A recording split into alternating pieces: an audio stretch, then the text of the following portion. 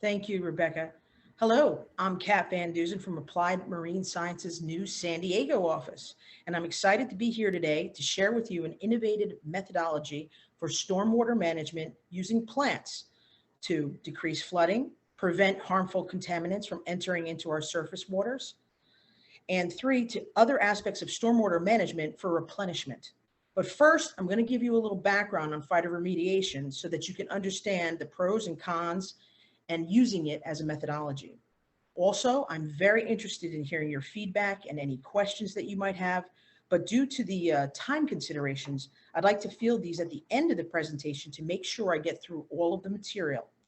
If you have any questions requiring specific sites that require more in-depth analysis, I can also be contacted with the information provided at the end of the presentation. So let's get started. Phytoremediation, or Phyto for short, falls under the umbrella of cleanup technologies called bioremediation. Over the past 25 years, bioremediation has blossomed into its own alternative cleanup strategy that addresses various matrices in our environment. It can also be used for stormwater management. Bioremediation technologies can be divided into two broad categories, ex situ and in situ, and includes microbial bioremediation or bacterioremediation, microremediation, that's the use of fungi, and of course, phytoremediation. Whether or not bioremediation is the right methodology is based on several factors, such as the location of your site, the geology, the type, depth, and degree of pollution, and access logistics.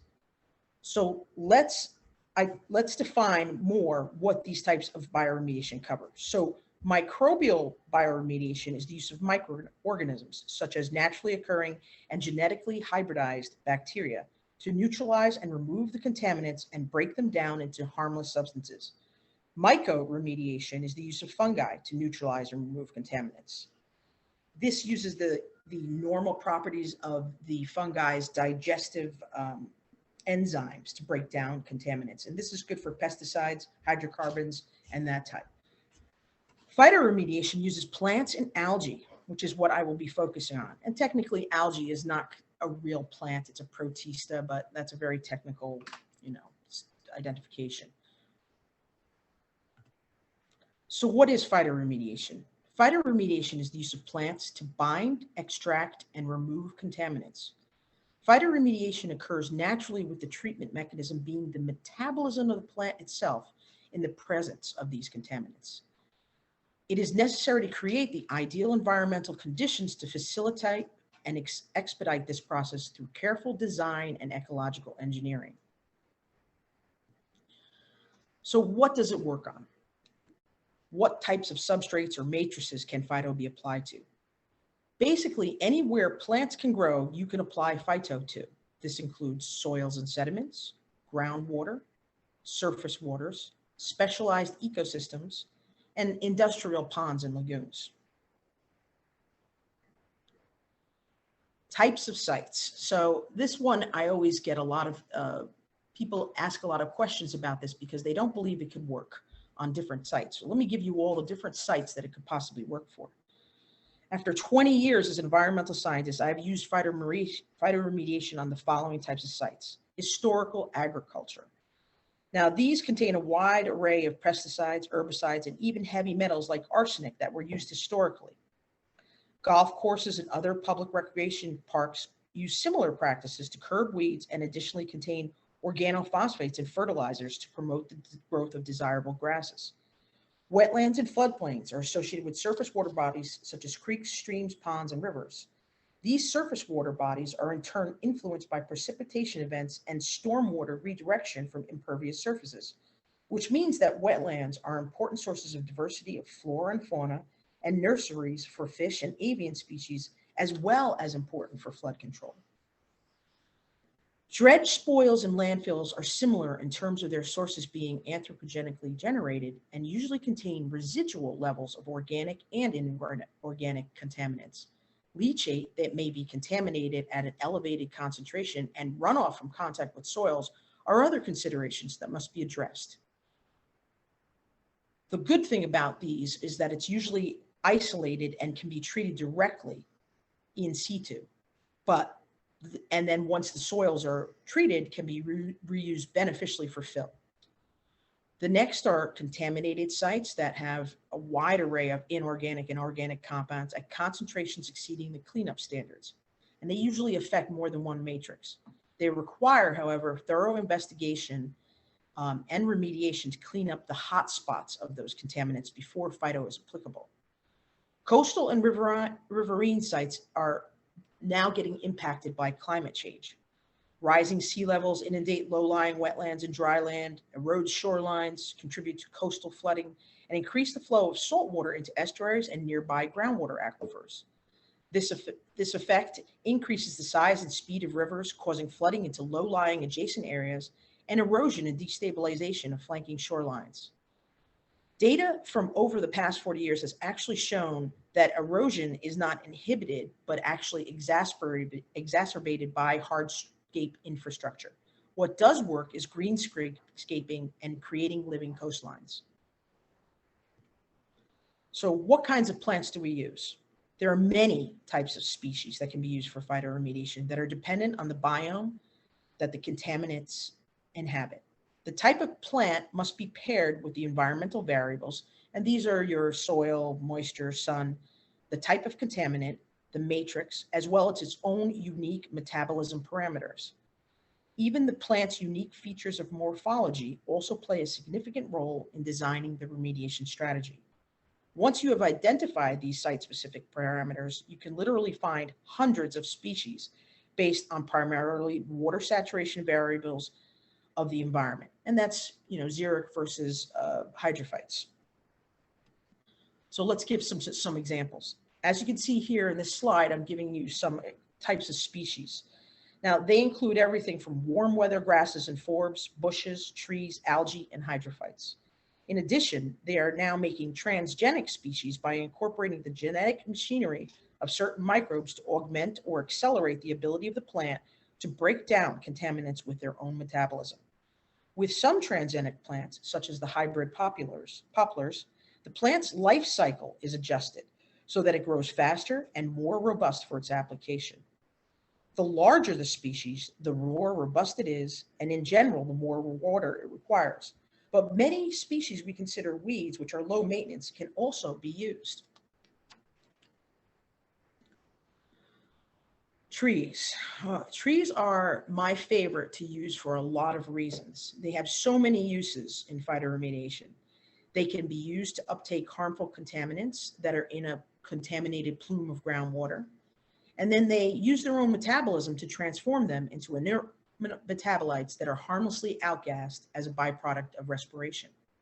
Their roots tend to stimulate the gas exchange in the soil through naturally permeating the soils as they reach for water. Once in the water table, they can remove light aqueous, non-aqueous phase materials, compounds such as CBOCs or chlorinated volatile organic compounds. And a tree such as a willow can metabolize petroleum products. Trees can even absorb harmful radioactive particles. In fact, the coconut trees in Bimini Islands, which were bombed during World War II, are still processing radiation by absorbing it into the coconuts. This observation led the EPA to use other species such as oak on former government-impacted sites. Trees also have a dual effect to act as a hydraulic control vector due to their water uptake to prevent contaminated plumes from migrating off-site. And I've had a lot of luck with that in terms of creating campuses that use these as a perimeter so that they're in between other adjacent properties or an adjacent sensitive, ecological receptor. Alternative, in areas where high infiltration precipitation events and not enough catch basins were installed historically, they can absorb sheet flow from impervious surfaces and decrease flooding, which is what I will be discussing more of later in this presentation as an aspect of stormwater management. One of the most important elements of phytoremediation that I really want to get across to you today is that you're not really restricted in terms of the plants that you can use. You just simply really must understand your site conditions and the parameter constraints. To get an idea of what's also working, what you perform are reference studies, which compare what are the species in an associated adjacent lot or associated floodplain that you can see what types of species work. Now, for example, if you have slightly saline conditions in an estuary that you need to create a fringe zone, you'll need to use halophiles. If the swamp around the nuclear power plant has been reduced to only monotypic stands of Phragmites due to non-contact cooling water outfall heating up the water, you can use thermophiles. Bushes and other xeric plants can be used in drier climates, which I'll show you an example of later in this presentation. Algae and duckweed can be used in ponds and lakes. And submerged aquatic plants can be used to stabilize inundated areas of riparian zones, wetlands, and coastlines. A good example of this are mangroves, which inhibit wave action from wearing away coastlines, also termed living coastlines when they are ecologically replaced. Phytopollutants that it works on, okay? So in actuality, the industrial age has been producing all types of pollutants as byproducts of factory waste since the 1800s, which only increased after World War II and the creation of organic chemistry. So you're probably asking what types of compounds can be actually metabolized. And you can see volatile organic compounds, semi-volatile organic compounds, polyaromatic hydrocarbons, petroleum compounds, which are your fuel oils, gas, hydraulic fluids, polychlorinated biphenyls, pesticides, herbicides, heavy metals, and radioactive particles. So how does a plant do this? How does it basically take something that is a contaminant and then break it down or catabolize it and remove what's bad and just produce harmless inert metabolites? So there's several different mechanisms, as you can see on this screen. So rhizosphere biodegradation. In this process, the plant releases natural substance through its root, supplying nutrients to microorganisms in the soil. The microorganisms actually augment the biological degradation. Phytostabilization. In this process, chemical compounds produced by the plants immobilize contaminants or bind them rather than degrade them. A great example of this is the mulberry tree, which actually binds PCBs to its root nodules. Phytoextraction. In this process, plants' roots absorb the contaminants along with other nutrients and water. The contaminant mass is not destroyed, but ends up in the plant shoots and leaves, bioaccumulating. Ferns and mustard plants are examples of plants that used in inundated zones of riparian and wetland areas that have heavy metal concentrations and can metabolize them. The next one is rhizofiltration. This one is not as widely used because it's an ex situ methodology. I was exposed to it as a graduate student when they were doing the mission to Mars, and they were trying to use this to clean up the wastewaters and basically of the astronauts. Rhizofiltration is similar to the phytoextraction, but the plants used are raised in a greenhouse with their roots in water. The system can be used for ex situ groundwater treatment, and as the roots become saturated with contaminants, they are harvested and disposed of. Phytovolatilization. In this process, plants take up water containing organic compounds and release the contaminants into the air through their leaves. An example of this would be hybrid poplars uptaking CVOCs. Hydraulic control. This is one of the best mechanisms to use with trees. In this process, trees and bushes can control the movement of groundwater in the saturated zone. Trees act as natural pumps when their roots reach down towards the water table and establish a dense root mass that takes up large quantities of waters. Now, the next thing I want to go over is Phyto's pros and cons, because a lot of people don't use Phyto because they're afraid that it doesn't work for whatever reasons. And they think it has a lot of restrictions. And I think that this is really actually a popular misconception. Phytoremediation has more pros than cons in my book. The reason why so many people believe it's not good is because to design a proper vegetative cap requires having an incredible amount of multidisciplinary, scientific, and engineer field expertise. For example, you must know the geology, the hydrology of the site, how the sheet flow and pervious surfaces for precipitation events affect installation constraints, all of the variables associated with gardening like pH, salinity, moisture, sun. and that's not everything. And not only what types of contaminants, but their concentrations and where exactly they are located in your profile. Plus, when you're using nature, you must evaluate the site's habitat and the community of flora species already existing in the surroundings, so you don't have later problems with natural succession of invasive species that will come in and dominate your cultivars, removing ecological engineered cap you installed over time. This complex assessment is the true reason why phyto is not used. So I'm going to go over these pros and then the cons, but let's start off with the pros. One of the best reasons that you want to use phyto is because there is no energy requirements in terms of it runs on solar, all right? That's an excellent one because that is a huge cost when you're thinking about things like pump and treat. Again, no machinery, no installation, no major disruption that has to be installed. And basically, if it's a developed property, you don't have to worry about that. This goes into the landscape architecture. So it's also very good because of in situ applications, even in the most restrictive environments. Basically, everywhere plants can grow or float, this can be applied directly to the location. Okay, so if you have dredged soils, all right, you can put them onto whatever type of reactors you want to do, or if they're in an isolated area, clean up the soils and then reuse them. And also, if you have a large rural property and it has some sort of residual contamination that is above the cleanup standard, you can basically use this to apply directly to the ground and clean up the soil so that it has no contact with human receptors or animal receptors, and it basically cleans up over time. So you can leave it, and it's not the typical concrete cap, which often restricts the aerobic ability for biodegradation. So this is actually a great feature for large acreage sites after all other remediation has been done, and you don't get a chance to basically, you still have residual contaminants that you want to remove, or you have to because of your EPA or DEP directives, and you don't have the ability to do it with any other mechanism other than removing all the soils, which can cost millions of dollars depending on how big the site is.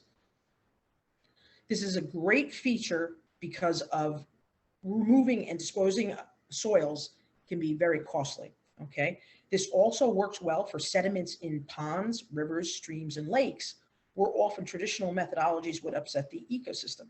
So you can't go in and rip out a wetland. You can't go in and rip out riparian areas or sediments without, first of all, taking the sediments and dispersing them into the environment. So one of the things you can do is you can plant macrophytes that'll go into the sediments and basically clean up the sediments while they're not impacting the ecosystem. Of course, again, you have to make sure that these plants that you're going to plant won't destabilize the environment by becoming invasive themselves, okay? So for the same reasons, phytoremediation is one of the only methods allowed by the environmental protection for those really ultra-sensitive ecological receptor sites that have wetlands, that have threatened or endangered species, or even other areas that have threatened and endangered species that they cannot disrupt the ecosystem. Also, if you're going to remove sediments, there's no profile except for clays that will really work. And those clays may be different than the indigenous clays. So you can't just replace with river sand because that might not work depending on what the geology of the site is, especially in the benthic area. And you don't want to disrupt life cycles of creatures during that. So phyto is a double-edged bonus because you can use it for restoration while simultaneously using it for remediation. Okay, and that's a very big bonus because if you have to do a project and you want to sell it to the EPA, you can use it to curb, let's say, natural resources damages that might have been done by some sort of industrial process.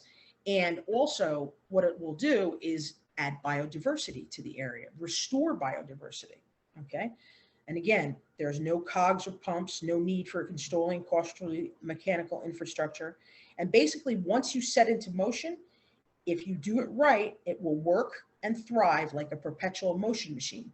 The plants will expand. They will basically get larger and work with the environment to clean up. So that if, let's say, times change and that the regulations change, you'll still have an active remediation cap.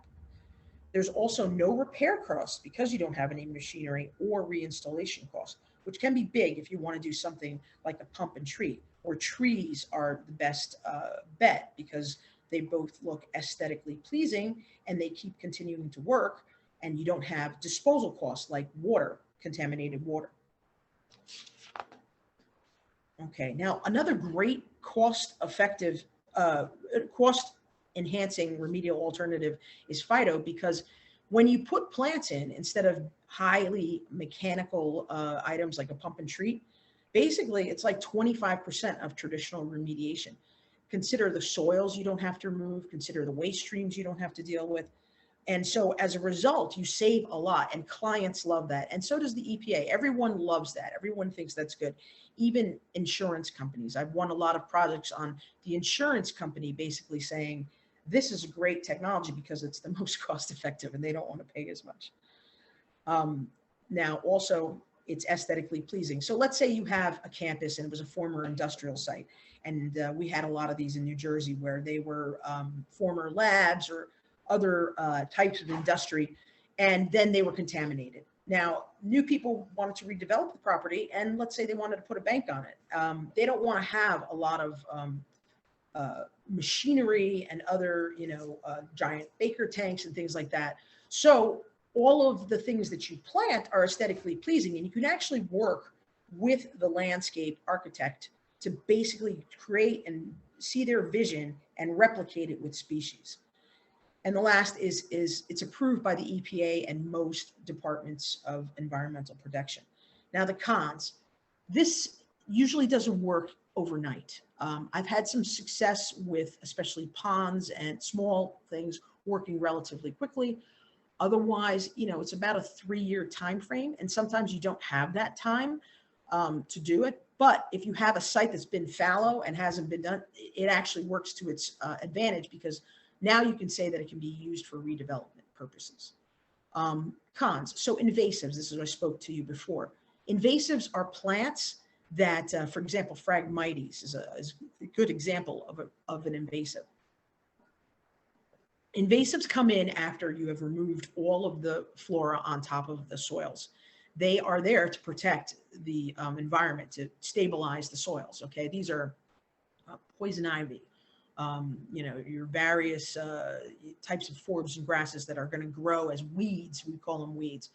But what you do is you want to inhibit invasives. So you have to see what's around with the reference study, and then basically put a likes on likes. You want large rhizome plants to basically keep out those invasives. And that's your best way. If you try to take an area that's covered with Phragmites, for example, and you say, oh, now I want to just plant some grasses in there because that's what was there before, and we want to do that. I worked on the PSE and GEEP project, and they tried to do this, and all of the Phragmites basically came back after a couple of years. So what you don't want to do is to not evaluate your site properly to see what will outcompete your cultivars. Cultivars are weaker usually, so they don't have as much strength when it comes, so they lose in the dominance field. Maintenance.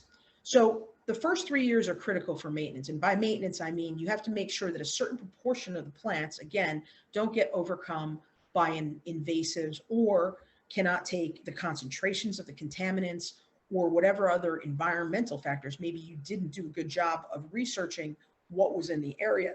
And now you have a problem because those plants are just not suited based on the soil or the pH or the salinity or whatever the variable might be. So in that case, that's where we come to much upfront assessment. Sites that have historically have had a lot of, phase 1, phase 2, all the way through site investigation, characterization, so that you can know the actual volume, all the different matrices that are affected, the groundwater, is it in the sediments, is it in the soils, where exactly is it located? That needs to happen, and that needs to be basically, you have to know every volume and the concentration of that. Okay, So the next thing that I would say to that is that there's a lot. Often I would be have a site and they would say, oh, I want to do this on it, but I don't know if it's available. So you have to do a lot of historical review and make sure that you can piece together enough that you can make a good argument for whatever Department of Environmental Protection that you're working with to say, we want to try this, we think it'll work, and here's why. So you need to know that information, and that's really largely the hardest part.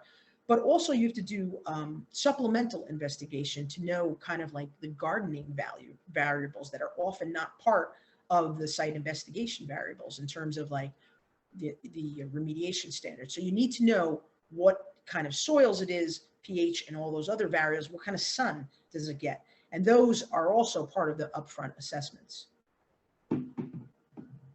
Okay, the final one is the habitat considerations. Sometimes the habitat changes. For example, they want to redevelop the site and they want to say, okay, we're going to put in a new retention pond. But formerly to the right of that was a wetland. Now, once they put in the retention pond, that basically pools all the water into that and it dries up the former wetland area so that it no longer gets the amount of moisture it was. So if you go in there and put, you know, trees and plants that are macrophytes, hydrophytes that really love water, they're going to die out. So that's, of course, another con of this. But overall, if you have the basic upfront assessment, one more thing, biomass. This is a question I get continuously. If you don't plant a monotypic stand, just one thing, okay, like I've seen in many sites where I had to come in and revise them, basically redesign them, plant one plant, then you have to harvest it because it bioaccumulates a contaminant.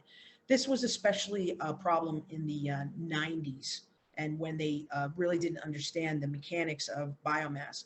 And they were harvesting all the plants that had, you know, leaf matter in terms because they were high in contaminants. So if you plant more in line with nature, which means plant a varied grouping of plants versus just one type, that'll work better for A, invasives, and B, not harvesting. If you don't have enough, then you don't have to harvest the biomass because the plants do not achieve that bioaccumulation level that requires that.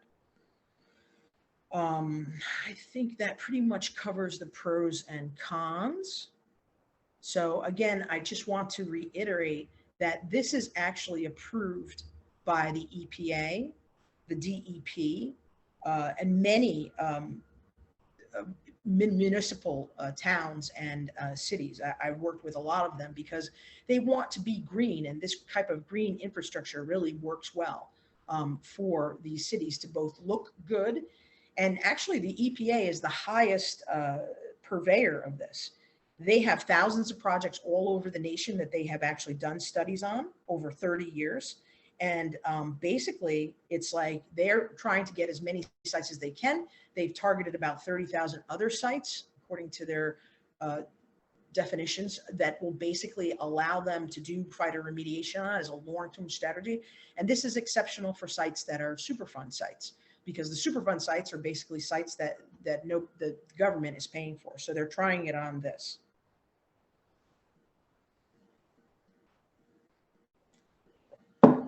All right. So with that as the background, okay, let me just get through this. Okay, as that is the background, you now have an idea of kind of what works, okay? This is a basic primer on phytoremediation in terms of cost, advantages, how to evaluate if it can be used as a potential solution for a site, species selection. So now with all those kind of very generally overviewed, we're going to now focus on how phytoremediation can work as an innovative tool for stormwater management. I'd like to focus on a few primary applications that I feel are great alternatives to some of the most poignant problems affecting land use planning.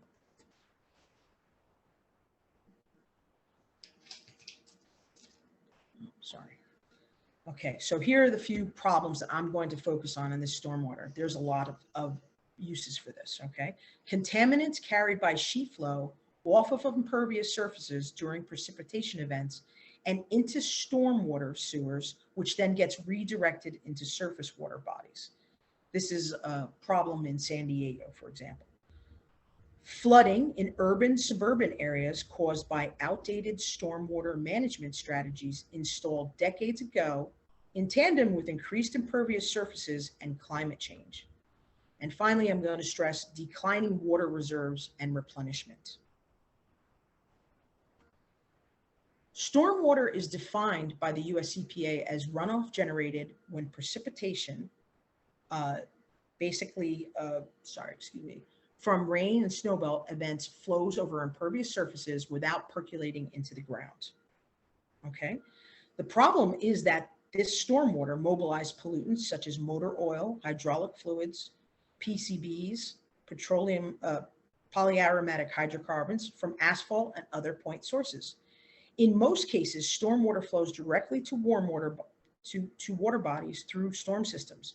It contributes a major source of pollution to rivers, lakes, and the ocean. In the face of climate change, we have outdated stormwater systems that were not designed for significant changes in the water budget, leading to flooding. In line with the new EPA guidance on green infrastructure published in 2016, it identifies the following methodologies for land use planning to effectively decrease flooding. This is generally termed green infrastructure or LID, low impact development, and these practices mimic natural habitats to absorb excess water or redirect it for reuse. This reduces the amount of pollution in our waterways and flooding. It can also help to conserve water while preserving water quality.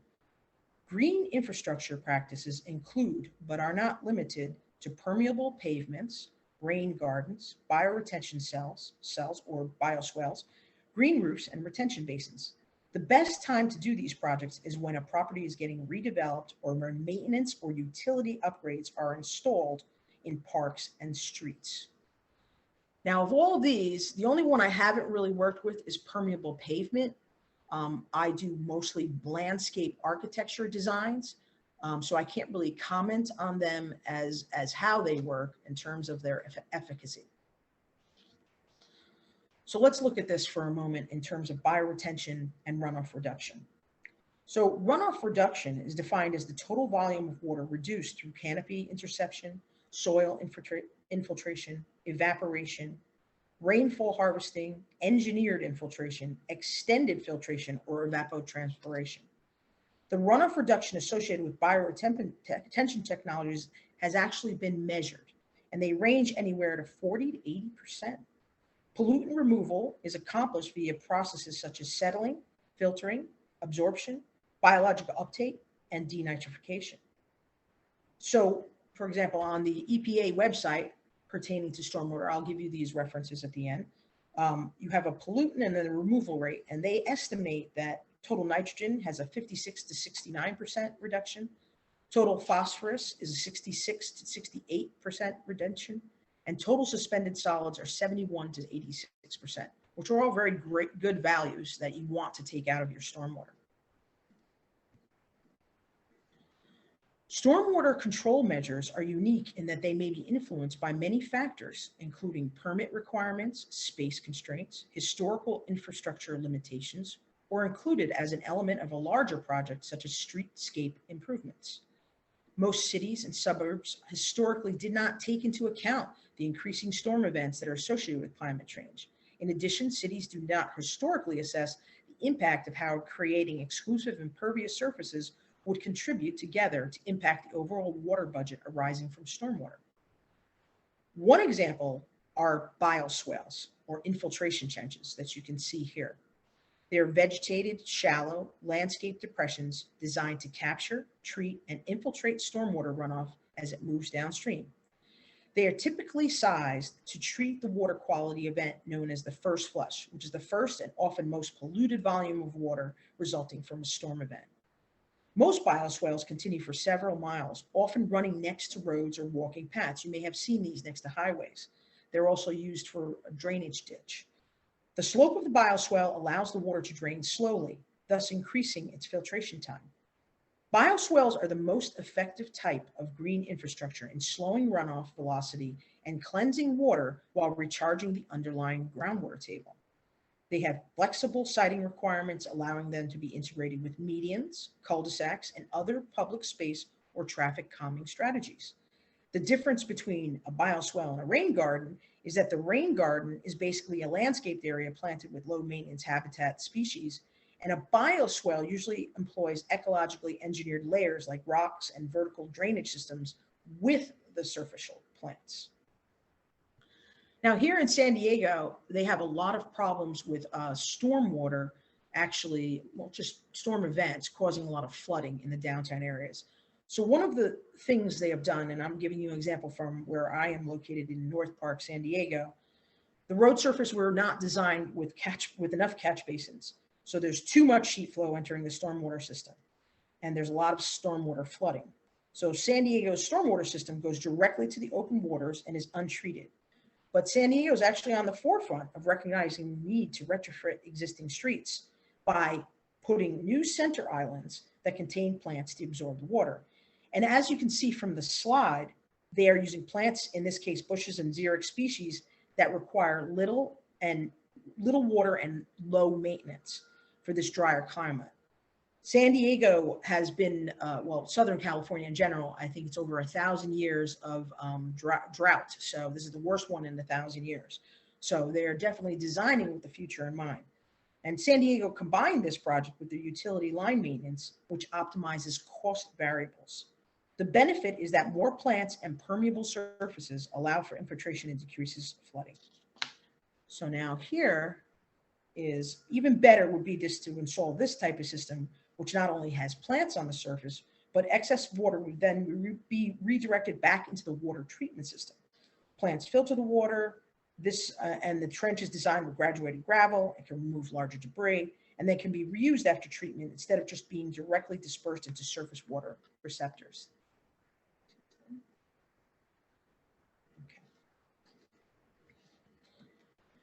Okay, so now this is really a great example of what I'm talking with green infrastructure, also called naturalization. So green infrastructure uses vegetative swales, rain gardens, landscape elements like retention ponds, and these are all examples of land use planning through naturalization. The goal is to improve the bioretention and remove compounds from entering surface water bodies and perform runoff reduction during precipitation events. This is also called LID, or low impact development, here and in Canada. And in California, this was basically implemented back in 2005 or 6 with the California Water Board, where they promoted this as a great idea because of all of the issues with flooding and coastline issues. Now, another aspect is to build a basin. Basins are meant to collect water and are released at a rate that prevents flooding. Detention and retention ponds create a location for this rainwater to collect and infiltrate into the aquifer. The main difference between a detention basin or retention basin is the presence or absence of permanent pool of water. A detention or dry pond does not have a permanent pool of water. All the water runs out between storms and usually remains dry. During times of no rainfall, the detention pond stays dry, while a retention pond contains a constant amount of water. A retention pond acts as a natural pond, but plays an important role in controlling runoff. It does this by preventing flooding by creating a storage space for large amounts of water provided from a hard, sudden rainfall, and during dry seasons provides an open space for many animals and plants to thrive. Now, you might be saying, well, this is great if I have a lot of space, but what if I'm in a city and I can't really add a pond or a large area that's going to be designated for a vegetative cap? Well, here's a great example. In this slide, a great example of green infrastructure or green building design is called Bosco Verticale. Also known as the vertical forest, the architectural marvel consists of 2 buildings, both of which are residential. In total, the facades contain approximately 250 trees and 4,500 shrubs, and solar power panels and recycled water help the green stay green. Now, the thing about green roofs is they create a place for stormwater, excuse me, to soak in, reducing the amount of stormwater runoff from a building. The foliage also slows and filters the stormwater that does wind up as coming off the building into stormwater runoff. Now, the green buildings also have other bonuses for land use planning. When built in urban areas, green roofs can reduce the urban heat island effects, which is dangerous to human health. And having enough green roofs in a city can actually reduce the energy expenses of surrounding buildings as the urban temperatures are reduced. And we know that it can also have an impact on, theoretically, on climate change because we want to reduce our heat sources. Now, you may say, well, this is actually all new. It's been around, like I said, since the 1980s in terms of when it started. But globally, it's been around for thousands of years. It's not a new method. In fact, some of the strategies have been employed as the main way to obtain water. Redirection of stormwater to add to the water budget of city has been around for many thousands of years. And in the modern day Caribbean, the government has specifications which utilize specialized uniform roofing materials that allow water recapture during precipitation events. For more than 3 centuries, rooftop catchments and cistern storage has been the basis of domestic water supply on many small islands in the Caribbean. It is estimated that more than 500,000 people in the Caribbean islands depend on this for such supplies. Further, large areas of some countries in Central and South America, such as Honduras, Brazil, and Paraguay, use rainwater harvesting as important sources of water supply for domestic purposes, especially in rural areas. Mesoamericans, it is believed, had initiated this. Their city-states deep in the jungles of South America shunted sheet flow by planting specialized grass that they genetically modified to decrease infiltration and increase volume to cenotes, which are their receptacle, during high precipitation events.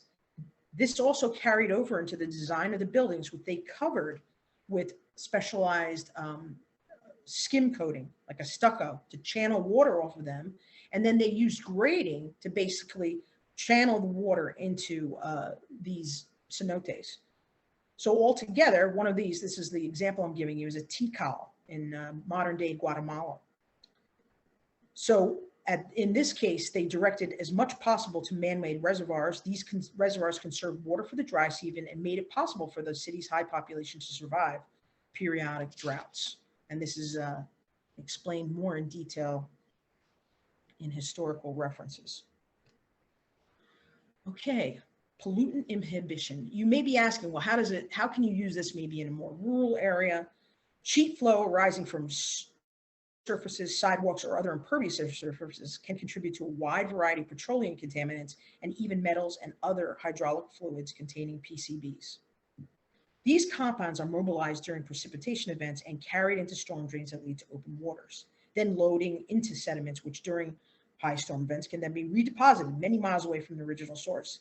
Then you have farms, parks, golf courses that use fertilizers, pesticides, and herbicides that have compounds such as nitrogen and phosphorus that get washed into streams and cause eutrophication of surface water bodies. Remediation of sediments and surface water bodies is extremely costly and challenging because mitigation strategies that are too invasive can disrupt the microbiome and destroy the ecosystem. The best way to remediate and cause zero effect on natural resources is by preventing them from getting into the ecological receptors in the first place. To prevent contaminants from entering surface water bodies, the most effective is by installing a phytoremediation buffer called a buffer strip or a filter strip or transition area inhibition strip. And here's an example of one in an area that is an agricultural area. So let's take a closer look at filter strips. The EPA defines a vegetated filter strip as a permanent, maintained strip of planted or indigenous vegetation located between non-point sources of pollution and receiving water bodies for the purpose of removing or mitigating the effects of non-point source pollutants such as nutrients, pesticides, sediments, or suspended solids. Vegetated filter strips are surfaces that treat sheet flow from adjacent surfaces. Filter strips function by slowing stormwater velocities, filtering out sediment and other pollutants, and providing some infiltration into the underlying soils. Filter strips were originally an agricultural treatment practice and have more recently evolved into urban and suburban practices. With proper design and maintenance, filter strips can provide relatively high pollutant removal. However, for the filter strip to be effective, stormwater should maintain sheet flow for the entire length of the strip. And it's important when designing such a system to perform reference surveys. That's the one where you do a community and habitat survey of the adjacent areas, so you can use indigenous species to outcompete, again, any invasives. And if you look here, you'll see that this is a very complicated one. Some of them can be as easy as taking a phytoremediation plant and then planting it so that it intercepts the contaminants, such as PAHs. Also, trees work great to absorb groundwater contaminants, but they can also absorb excess water that gets into there. Okay, so as promised, I'm giving you a list of the ecological references. On October 27th, 2016, EPA announced a draft guide, toolkit, and technical assistance to promote comprehensive, community-wide planning approaches to manage green stormwater directives. And they have been putting out new guidance ever since that focuses on phyto as a viable strategy. The directives are based on historic installation data from projects since the 1990s, which show success. I have added to this some other references that might help you with design options. With global warming and climate change affecting us in terms of flooding, erosion, and water shortages due to excessive heat drying up rivers, there has never been a better time to effect change using the cost-effective and sustainable technology of phytoremediation. In fact, it is the most utilized methodology all over the world because of this. That is because it is both affordable and a perpetual motion sustainable green technology, which will ecologically engineer our cities and rural areas to work with nature, while at the same time cleaning up contaminants and preventing flooding. I hope I was able to shed some general knowledge about phytoremediation and how it can work as a combined restoration and ecologically engineer method that will help you in your personal pursuits as engineers and scientists. This presentation will be made available on our website as well as through the stormwater.org, and also available to make a presentation to your firm on various aspects of phytoremediation for brownfield sites, historic contaminated sites, landfills and other types of contaminated sites, and those sites which require both restoration and remediation because they have a sensitive ecological receptor. As I mentioned before, I'm a senior scientist who works for Applied Marine Science in San Diego, California, and I'd like to share with you just a bit about my company in terms of stormwater projects and monitoring that they do that are innovative. So AMS is a boutique firm, but don't let our small size fool you about the work product we can add as your partner for larger projects with multifacets of scientific study. Applied Marine Science began as a direct result of its efforts to support the remediation of sensitive ecosystems impacted by the Exxon Valdez spill. AMS utilizes a highly qualified staff of scientists who average over 25 years to provide timely, effective, and innovative solutions for our clients. AMS has supported completion of hundreds of marine and aquatic projects in San Francisco and Monterey Bays and numerous other coastal sites throughout California. AMS is a California certified small business enterprise with statewide offices in Livermore, Santa Cruz, and San Diego, which gives us the ability to support projects throughout California. We have provided support for engineering firms, consultants, regulators, coastal and estuarine restoration firms, offshore, platform, and nonprofit groups, and we are eager and willing to form strategic partnerships with California firms. We have a wide variety of services: ecological aquatic baseline studies, fisheries, zooplankton and other aquatic monitoring, fate and transport, data and geospatial analysis, algal bloom and eutrophication assessments, reporting and program management for CEQA and NEQA, offshore platform baseline evaluations, mitigation, TMDL, and water quality monitoring, phytoremediation, and combined restoration for riparian areas, and of course, stormwater applications. Okay. AMS has been the leader in identifying point sources of harmful contaminants entering our waterways, such as Prop 13 investigation, sources of PCBs in San Francisco Bay, numerous eutrophication and nutrient evaluations, and managed monitoring for a $6 million effort investigating TMD compliance options for San Francisco Bay stormwater programs.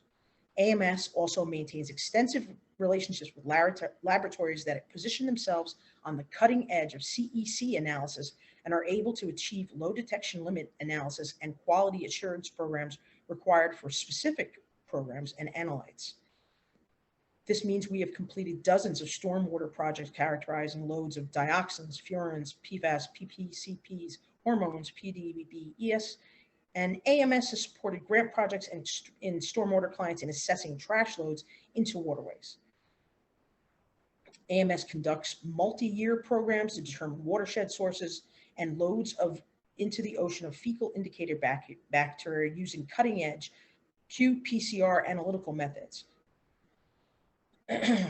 AMS is a leader in other fields as well, including the alternative energy market. Our highly qualified staff of marine scientists, oceanographers, and engineers have been involved in coastal offshore marine projects in California and internationally for over 30 years. And they basically all aspects of planning and design for offshore platform.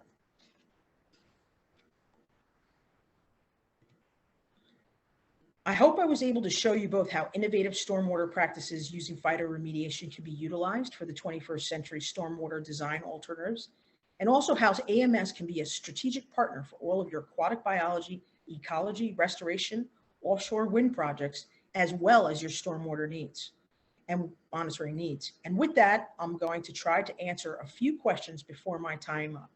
If I do not get to your question, or you have a very specific question that is very complicated, please feel free to contact me with any specific questions with this information. And Rebecca, I'll turn it over for you to open up with some questions. Awesome. Well, our first question is from Gail, and they asked, I would like to know specifically about Superfund sites that have made use of this type of restoration and remediation. I currently work at a location that is a Superfund site, and this started years ago. They installed the mechanical systems to remove and filter. Unfortunately, I'm going to just make a broad statement. I have not been approved to basically dispense information about private sites.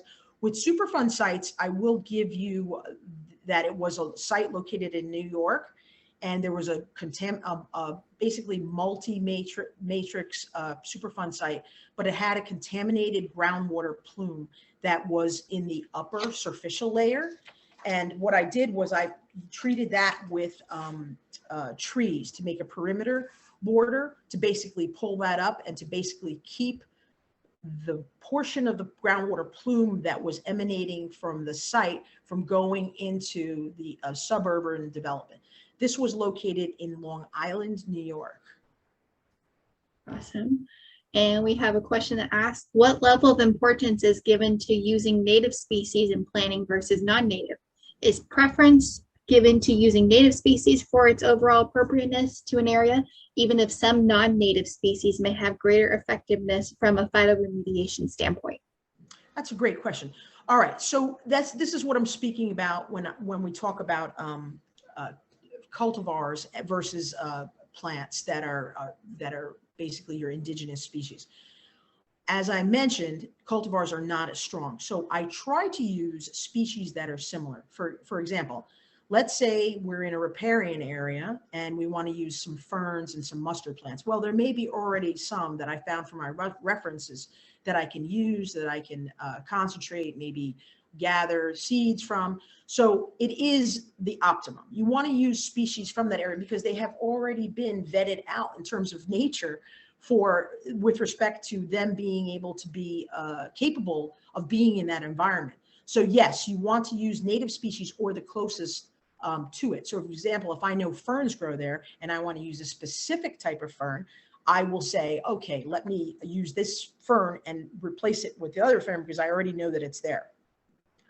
As a whole, I do not tend to use transgenic species because I am aware of what has happened with the gene jumping and the other unfortunate incidences where transgenic plants have influenced the environment in a negative or detrimental way.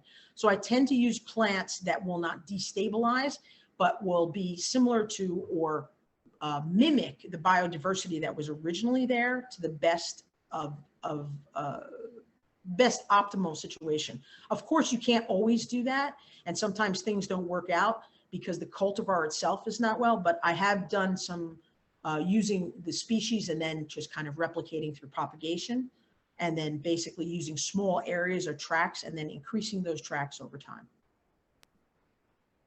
Perfect. Well, that's all the questions that we have for now, and we're almost out of time.